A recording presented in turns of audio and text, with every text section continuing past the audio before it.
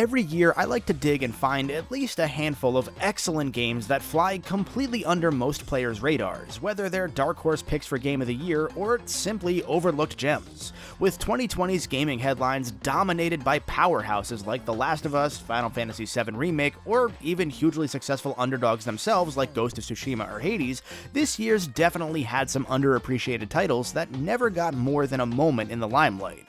So, like I've done in previous years, I want to take some time to share some choice picks from 2020 that went mostly overlooked, and hopefully introduce you to a new favorite.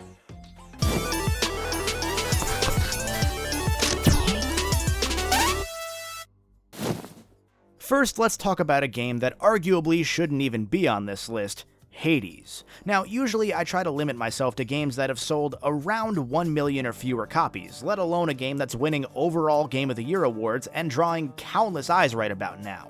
But Hades' roguelike design means that by default, there's a whole sect of people that'll write it off the moment they learn about it. If you're not a fan of the start, die, restart style of independent developers' current favorite genre, I totally get that because I'm not usually a huge roguelike fan either. Hades took a bit for me to really get it, but now that I do, it's sitting right up there with games like Dead Cells and Into the Breach as some exceptions to that rule. In Hades, you play as Zagreus, the son of Hades himself and prince of the underworld, with your goal being to escape that underworld and the oppressive rule of your father. But those of you that know your Greek mythology already know that Hades has a good number of tiers to it, and that once you enter, it's essentially impossible to leave. So the constant death, rebirth, and restarting fits right in beautifully with the established lore of actual mythology, and even better, developer Supergiant made sure to include the entire Greek pantheon, infamous tales such as Sisyphus, and even a pitiable Cerberus, all while ensuring that they feel as true as possible to the ancient fables. Which is to say, everybody's an asshole. Literally, just all of them. Every single person is a jerk, and as somebody who loves Greco-Roman mythology, that couldn't be any more accurate. If you're wondering why this matters, it's because Hades finds a way to tell a kind of linear story through the randomized level designs, the constant death, and the struggle of restarting mostly from scratch. Each time you find yourself in Hades' palace, a slew of different characters will be standing around for you to chat with, listen to, or even give nectar as a gesture of goodwill.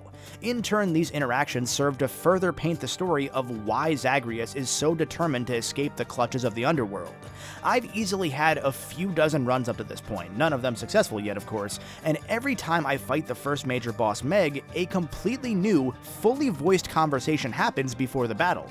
I fully expected these interactions to loop after maybe 6 or 7 tries, or for the dialogue to stop unless I triggered a new branch or something, but Supergiant made sure to go that extra few steps, and I very much appreciate that. Plus, it's fun seeing this boss back at the mansion telling you that if you're gonna defeat her, at least beat the game too so that she doesn't look as bad. The combat itself is a hectic spin on the developer's go-to isometric beat-em-up style, with a reward of money, health upgrades, or special powers gifted by the Olympians after beating each room. With a good assortment of weapons you can choose from, the ability to add permanent upgrades at the mansion, and that rewarding loop of learning from your battles and your shortcomings, Hades ensures that you're always feeling like you're progressing just a little bit at the very, very least, and that's what matters most here. And even if this all sounds great to you, but you're still worried about that roguelike part turning you away, Hades has a God mode option that decreases the damage you take to give you a better chance at success, and this damage resistance increases every time that you die. Now, I haven't tried out the God mode yet, but it's just a perfect way to ensure that just about anybody can have a fair shot at enjoying this game, even if you don't like roguelikes whatsoever. I'm hoping that future patches improve the game's performance on Switch, because there are a couple times when the action gets chaotic enough to cause some frame drops and slowdowns and stuff like that, but it's not incredibly common, and it's one of those rare times when the bad performance actually kind of helps you out a bit since you've got more time to react. And of course, I'm barely scratching the surface here. There's just so much more for you to unravel if you pick the game up for yourself. At $25 and regularly dropping to $20 already thanks to sales, even if you're not a huge roguelike person, I think it's more than worth a chance. Hopefully it'll hit other platforms sooner than later so that more people can experience it. From one roguelike to another, this next game is actually a community pick, as I hadn't heard of it until a few viewers and a buddy of mine mentioned it to me. I really only need to describe it in 2 words: roguelike Peggle. Roundguard is a cute little spin on Peggle's pachinko-inspired gameplay. I've had no reason to ever mention this on my channel, but Peggle has a soft spot in my heart because, man, it's just one of the most satisfying games out there. That little moment of slowdown and hesitation as your ball zooms right next to that final peg, the fanfare when you finish a level. Look, there's a reason this series had the most hype E3 reveal of all time. Coming this year, Peggle 2!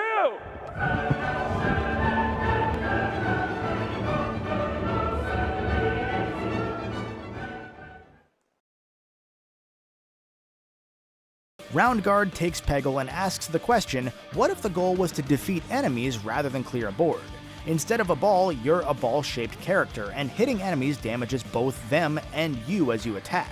With a whole slew of randomly generated power-ups like a double jump to course correct or arrows to fire a shot from a distance, it does a good amount to tweak that tried and true Peggle formula and end up being a really cute, fun game in its own right. If you've played Peggle, then you already have a great idea of how this works. If you haven't played Peggle, you really should.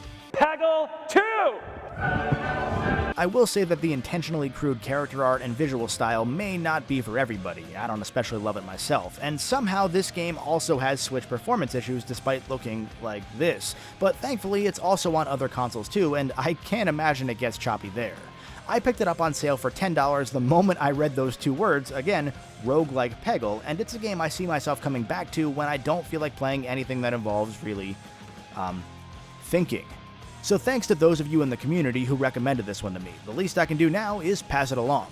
Just as I never expected to combine the words roguelike and Peggle, I certainly never expected that I would have to include a game featuring Sackboy on one of these lists, but PS4, PS5 cross-gen title Sackboy A Big Adventure really doesn't seem to have performed all that well, despite being a wonderful platformer with full co-op play. But according to my PS5, about 2 to 3 weeks after the system came out, I was one of only about 700 people to play one of the earlier levels in the game, which made me think that this game was probably getting passed up by many people. Thankfully, that might have been due to the whole PS5 being impossible to get thing, because when I look now, it looks like the game has sold pretty comfortably, so it's not all that dire. But regardless, Sackboy has quietly come and gone despite being perhaps last year's best platformer. Don't let the fact that this game is Little Big Planet adjacent fool you, because this isn't a creator's game like the classic Little Big Planets. In fact, there's no level editing whatsoever here. Instead, you'll play as Sackboy in a dedicated 3D platformer that would best be compared to Super Mario 3D World. As somebody who just loves that game, just absolutely adores 3D World, this was right up my alley, and in many ways, Sackboy surpasses 3D World with far more creative level designs and power-ups like the returning grappling hook from Little Big Planet 2, co-op specific challenges like working together to carry this big chungus across the level and then throw him into a basketball hoop, some fantastic music levels using licensed pop hits, think Rayman Origins and Legends music levels, but in 3D for an idea of what those are like. It's all just pure fun, and with controls that aren't as unwieldy as I've always thought the actual Little Big Planet games were. The first music level is just Bruno Mars because of course it is, but later the game slides in some more creative remixes like an awesome Take On Me variant that I probably can't show you because... So just trust me, or better yet, play it for yourself. And the title, Sackboy A Big Adventure, isn't lying either. This game is a pretty girthy adventure, or at least it feels like it's longer than it is in a weirdly good way for once. In co-op, I believe I beat the game in about 6 to 8 hours, counting some of the bonus levels, but there are so many secrets and collectibles that I want to go back and collect, and I'm planning on doing an online run with my buddies soon. From what my friend and fellow creator Rackrock says, the final bonus levels make Mario Galaxy 2 and Mario 3D World's bonus levels look like cakewalks, and I just cannot wait to try them. And since this game was very clearly designed with co-op in mind from the very beginning, it features multiple paths for each player to take simultaneously rather than funneling you all down the same section of level all the time. It's just so much fun to play. I think if you've got somebody to play with, it's a no-brainer, even if they're not usually a gamer. And since this game has both online and cross-platform co-op, even if you can't exactly leave your social bubble just yet, it's still more than viable. But if you wanted less gameplay in your games than Sackboy provides, I've got just the game for you. This next game, 13 Sentinels Aegis Rim, is probably the single most underappreciated title of 2020, selling about 300,000 copies at the time of recording, but receiving near universal praise from those few that have played it. You'll be hard-pressed to find somebody that doesn't call this one of their top games of 2020 if they've played it, or even one of their new favorite stories of all time. Trust me, I've looked. Now, I can't exactly say more than a few words about this game without risking spoiling, well, anything, really. But the short of the plot is that you take control of 13 different high school students, each appearing across different periods of time from the 1940s to the 1980s, all the way to the 2020s and beyond, unraveling the mystery behind why these giant robotic monsters called kaiju are attacking the world in each different time period, and why these protagonists each end up in control of a giant mech known as a Sentinel to defend from these assaults. Again, that's the most surface level I can go when describing the game, but very quickly in the story, you'll find yourself very hooked in, ready to keep unraveling these mysteries, these threads, as you unlock new protagonists and new chapters for each. 13 Sentinels is truly, and I do not say this lightly, a marvel in storytelling, not just for a video game, but for any media, because it's able to successfully weave the interlocked tales of 13 different characters across several asynchronous periods of time, and not only do so successfully without being an absolute mess, but adding in new twists and hooks every few hours that make you question just what happened. And what's more impressive is that with only a few exceptions, you can play this game in any order you'd like. If you're a fan of one character, you can make your way through most of their chapters until you hit a wall, or you can play one chapter from each character at a time and just cycle through them, and the plot will reveal itself to you in a completely different way depending on which plot points you find. It makes even talking about this game with friends unbelievably difficult because a major plot twist that they experienced 2 hours in might not be something you even know about yet 15 hours in. And this is all to say nothing about the actual gameplay, which is split between the story sections in this 2.5D adventure game style, the gameplay sections, which are this really weird but really neat hybrid of an RPG, RTS, and even a tower defense game, kind of, and the analysis section, where you can unlock and read up on other pieces of lore if you end up missing or forgetting something. Probably about 80 to 85% of your total playtime is going to end up being in the story part, because there are only about 30 mech missions, and while it's fun enough to kill thousands of kaiju in seconds like this is some coked up Dynasty Warriors game, it's incredibly easy, and by no means is that the reason to play. If you're looking for a superb, story-driven game with tons of references to classic sci-fi films and books, with well-written and better acted, fully voiced characters, and a stunning hand-drawn art style to boot, do not sleep on 13 Sentinels. I haven't stopped thinking about this game daily since I finished it. It's that kind of game. And to give a happy medium between story and gameplay, I want to talk about a game I reviewed back in August, Phenotopia Awakening. This Zelda 2-inspired adventure game is a revamped version of a pretty popular Flash game, which, good timing, rest in peace Flash. Featuring some super unique dungeon designs, some gorgeous sprite work and songs, and just that indescribable cozy vibe, I loved a lot about Phenotopia, except for the actual gameplay. When the game first launched, I had a whole trove of problems with it, from issues earning coins that were essentially necessary to buy items that you need to progress, frustrating combat issues like a super short attack range with the main character's bat, to each hit in a 3-hit combo doing less damage because you do less damage when your energy gauge is lower, to the energy gauge itself or spending several seconds eating food to regenerate health, which works in a 3D Souls-like game but doesn't work in a side-scroller. In short, this game had a ton of promise, but even more edges that kept cutting me every time I tried to love it. But credit to the developer, after the embargo ended and the reviews hit, the director and lead programmer Quells touched base with at least a few of us and started immediately working on fixes to so many of these issues.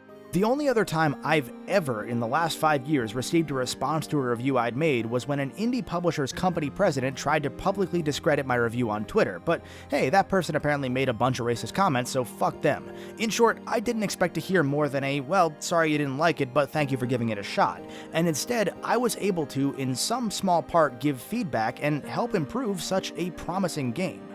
I hadn't had the chance to come back to this game until recently, but I returned to see a full accessibility options menu with individual options for each of the things that I noted a moment ago. In fact, there even being an accessibility options menu was a response to my suggestion not to just lump all these changes into an easy mode that a bunch of players would pass on, thinking that easy is for babies, when easy is arguably the correct way to play if you want to have more fun in this case. Well, actually, I should probably clarify, everything I mentioned was fixed except for the melee attack range. That's just kind of something we're gonna have to deal with. But you know what, when you can heal instantly now instead of standing still and eating for multiple seconds at a time, taking a bit of chip damage when you get a bit too close is a bit more acceptable. The rest of Phenotopia's issues are also much more manageable now that the game's had some more eyes on it, because some of the optional puzzles and even the more obtuse parts of the main quest are now elucidated thanks to the player guides. So, in short, a game that I wanted so badly to recommend before, I now can after all of its fixes. If you're a fan of classic Zelda games, or even if you've just got a soft spot for Zelda 2, which I know isn't all that many people, Phenotopia has a lot for you to love, all wrapped in a $20 package that's gone on sale a few times already. It's currently only available on Switch, but I believe a PC release is coming pretty soon, and I'm sure it'll hit the other consoles in due time. Hopefully there, it'll be able to reach the wider audience that I would say it deserves. Lastly, please, just for the love of God, play Yakuza Like a Dragon already. I don't know how many times I'm gonna have to say it, and I'm sure I'll be saying it again soon, but this game is just incredible.